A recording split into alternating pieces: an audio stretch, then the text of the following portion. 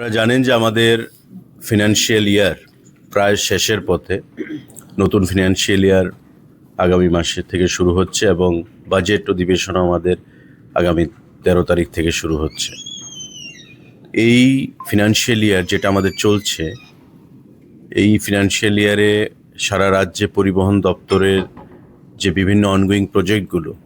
কোথাও motor stand রয়েছে, কোথাও আমাদের ডিটিসি অফিস রয়েছে, বিভিন্ন যে প্রজেক্টগুলো চলছে উন্নয়নমূলক কর্মসূচি, তার কি প্রোগ্রেস বা অগ্রগতি সেটা দেখার জন্যে, এবং যে অর্থ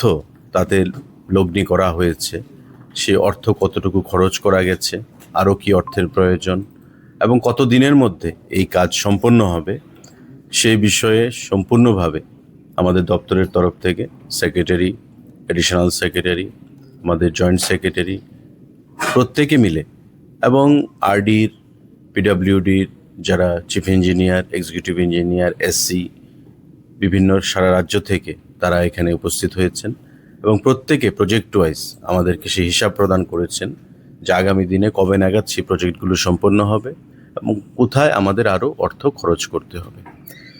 তাদেরকে পরিষ্কার ভাষায় বলা হয়েছে যে সঠিক সময়ে আমাদের টেন্ডারের যা টাইম দেওয়া আছে সেই সময়ের মধ্যে যেন আমরা কাজ কমপ্লিট করতে পারি এবং আমাদের উন্নয়নের যে ধারা রাজ্যে আমাদের সরকারের নেতৃত্বে, মোদিজির নেতৃত্বে, আমাদের মুখ্যমন্ত্রীর নেতৃত্বে চলছে,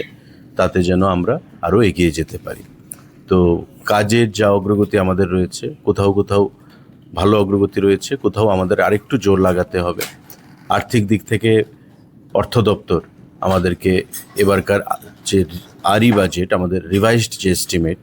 তাতে যে অর্থ আমাদেরকে প্রদান করেছেন, ভালো টাকা আমাদেরকে প্রদান করেছেন,